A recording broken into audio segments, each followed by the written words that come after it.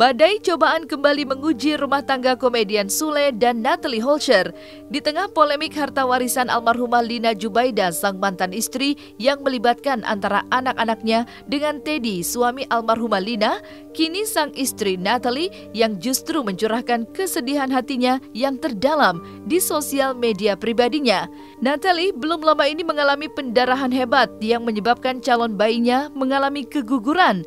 Hal itu pun membuat Natalie begitu terpukul dan sedih. Dan teka-teki pun tentang penyebab gugurnya kandungan Natalie pun seakan menjadi pertanyaan di benak publik. Apa yang terjadi dengan Natalie hingga kandungannya keguguran? Assalamualaikum Bunda. Izin dong Bunda.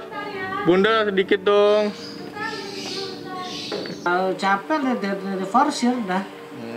Ya mereka pulang dari Bali itu, Natalia itu ya, sama anak-anak Sule sama adiknya Natalie. Semingguan lah itu saya lihat di IG itu, wah gila, lalu pada daratan loh, pada tuh main banana apa sih namanya? Banana boat, jet ski lah, heboh lah. Terus ya perdarahan, ya udah kalau bukan waktunya juga nggak bisa, ya kan? Pasti ada yang terbaik dari Tuhan berikan sama kamu kan? Ini kan ambil hikmahnya aja, dan jaga kesehatan udah. Kalau kita yang tua-tua itu kan tuir-tuir ngomongnya gitu aja. Ya, itu termasuk permainan yang ekstrim. Yang tadi saya ceritakan bahwa kita jangan melakukan olahraga yang ekstrim. Kalau cuman berenangnya saja itu malah bagus. Bahkan berenang itu dianjurkan untuk menjaga kelenturan otot dasar panggul, sehingga pada saat nanti proses persalinan itu bisa mudah untuk melakukan persalinan pervaginal. Tapi kalau olahraga yang ekstrim, terutama mengadakan benturan. Benturan itu tidak harus selalu kena perutnya, tetapi hentakan-hentakan itu juga bisa menyebabkan terjadinya trauma pada rahim.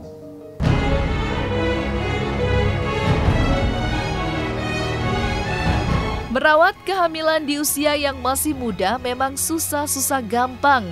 Apalagi kehamilan ini menjadi pengalaman pertama bagi Natalie yang masih belajar mempersiapkan diri menjadi seorang calon ibu. Oleh sebab itu, banyak pantangan yang seharusnya dilakukan Natalie sejak awal, termasuk menjaga kesehatan dan kebugaran fisiknya agar tidak terlalu lelah. Maka dari itu, seperti apa analisa dokter spesialis obstetri ginekologi terkait hal-hal apa saja yang membuat seorang wanita mudah mengalami keguguran? Merawat kehamilan muda itu susah-susah gampang. Dalam arti sebenarnya itu mudah dilakukan, tetapi pada kondisi tertentu orang itu merasa susah untuk bisa melampauinya. Pertama, yang paling banyak di Indonesia itu adalah karena asap rokok. Asap rokok itu sudah terbukti tidak bagus untuk peredaran darah, termasuk peredaran darah dari ibu ke bayi. Nah, itu bisa mengganggu pertumbuhan janin. Berikutnya, yang kedua adalah asupan nutrisi. Kita ketahui kalau kita datang ke dokter, pasti akan diberikan semacam tambahan, walaupun kadang-kadang tambahan itu tidak diperlukan kalau nutrisi kita sudah cukup. Jadi sebenarnya kalau asupan nutrisi kita sudah cukup, tidak perlu tambahan roboransia atau vitamin. Berikutnya yang ketiga adalah yang perlu diperhatikan adalah mental. Bagaimanapun juga dari sisi mental kita itu punya semangat untuk hidup. Itu secara umum manusia. Demikian juga pada saat menerima proses kehamilan itu, dia harus siap untuk menjadi ibu. Seringkali segala yang ada di dalam tubuh itu sangat dipengaruhi dengan ketidaksiapan diri untuk menjadi ibu itu, sehingga terjadi berbagai macam gejala atau keluhan, mulai dari saat kehamilan, proses persalinan sampai nanti setelah nifas. Bahkan ada yang paling ekstrim adalah istilahnya postpartum blues. Jadi ada suatu depresi setelah kelahiran, karena inti dasarnya adalah ketidaksiapan untuk menerima kehamilan ini. Berikutnya adalah istirahat.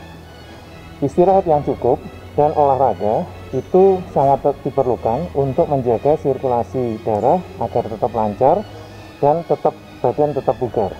Tetapi olahraga pun tidak boleh yang ekstrim, misalnya loncat-loncat atau segala sesuatu yang bisa menyebabkan benturan pada daerah perut.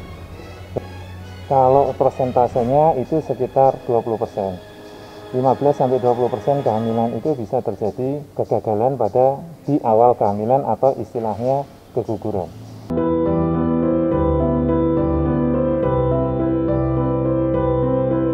Kebahagiaan Natalie Holscher menyambut calon momongan baru begitu terasa singkat. Pasalnya, baru saja mengumumkan kabar bahagia tentang kehamilannya kepada publik dan juga sang suami Sule yang ikut berbahagia hingga setia menemani Natalie melakukan pemeriksaan USG ke dokter. Namun dalam hitungan minggu saja, Natalie harus menghadapi kenyataan pahit. Hal itulah yang sempat membuat Natalie begitu kecewa. Lantas, seperti apa komentar pihak keluarga melihat kondisi Natalie itu? Video call. Dia memang kecewa sama diri sendiri kan. Nah, beberapa menit itu saya lihat dia ada kecewa berat dari bicaranya sama saya, dari matanya juga. Tapi setelah itu udah, karena hati itu kan nggak bisa dibohongin. Mungkin buat Sule ya fine-fine aja, tapi kan yang pengaruh itu pasti di Natalia ya kan, ya ilah sampai kayak begini pasti pengajaran laki gue, wajar lah itu ya. Betul, tadi sudah saya sampaikan di poin yang ketiga adalah masalah psikis. Jadi masalah emosional, psikis itu inti dasarnya adalah kesiapan untuk menerima kehamilan. Tubuh itu ada istilahnya hemodinamik ya, jadi ada, kalau kita terancam, maka organ-organ tertentu yang akan diprioritaskan. Organ tertentu itu nomor 1 otak, kemudian jantung, kemudian paru, dan hati. Urutannya itu. Nah, rahim apakah termasuk organ prioritas? Tidak termasuk. Nah, jadi kita jangan menyebabkan segala sesuatu yang mengancam diri kita, karena rahim itu tidak termasuk organ yang diprioritaskan. Padahal rahim sangat utama untuk sirkulasi darah dari ibu ke janin.